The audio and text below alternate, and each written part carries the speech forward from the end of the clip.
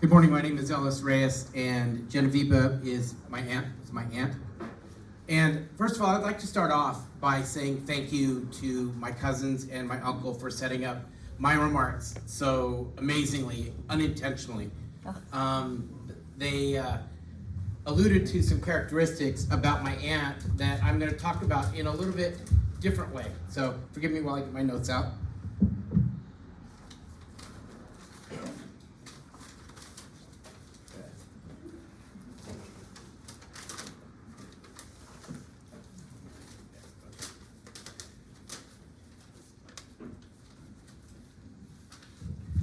So, in order to properly frame the context of what I'm going to say, I'd like for you to take a look at this side of the page that you have in front of you. And if you look at this section right here, you see some letters in bold print and a little bit larger in Hebrew. That is my aunt's name in Hebrew, and there's some characteristics of that I'd like to address. You know, you never know where the inspiration or information for an important event is going to come from. And in my case, it was from a stop at a small bookshop while waiting for an eye doctor's appointment a few weeks ago.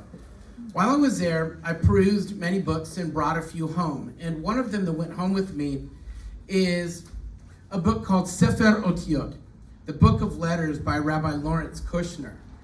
And it's a small but very thought-provoking book about the deeper meanings underlying the letters of the Hebrew alphabet. And it's from here and related sources that I learned the information that I'm going to share with you today. And interestingly, it's information that I don't even know that my aunt knew about herself, the significance of the initials of her name. If you look at the program, you'll see, and I just alluded to this, her name in Hebrew. The first letter of her first name is called a Gimel.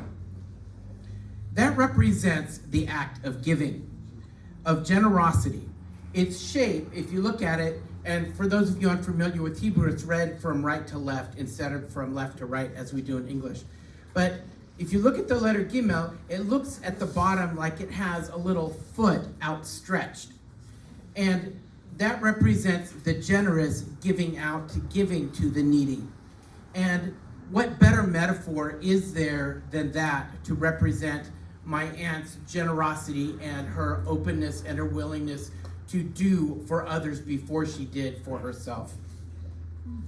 The middle letter is called Vav. Vav symbolizes connection. In fact, it's used to spell the word and. And one may ask, if it represents connection, why is it vertical and not horizontal? Because connection, like an equal sign in math, goes this way. So why is a vav vertical? Well, one of the unique things is that its verticalness allows two independent things to stand side by side as equals. And when you do that, one is not absorbed into the other. Okay, and it's a very important distinction that, yes, they are separate, but they are together. Rabbi Kushner puts it this way: the work of the Vav is to join us all into a myriad of constellations, each remaining different, yet each bound to the other. My aunt was a hub for such connections, from her Shabbos dinners that my family has already alluded to reaching out to her many friendship groups, and with friendliness and warmth, she connected anyone and everything that she knew.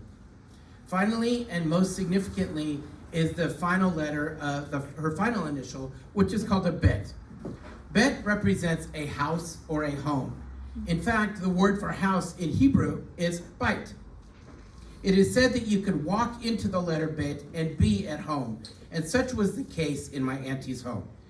Everyone seated here today, and many who are not, know that building a loving a home was my aunt's life's work, her magnum opus.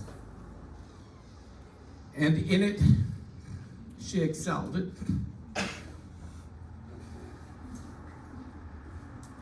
Giving, connecting, home. Genoveba, Villanueva, Breitstein, a life beautifully lived.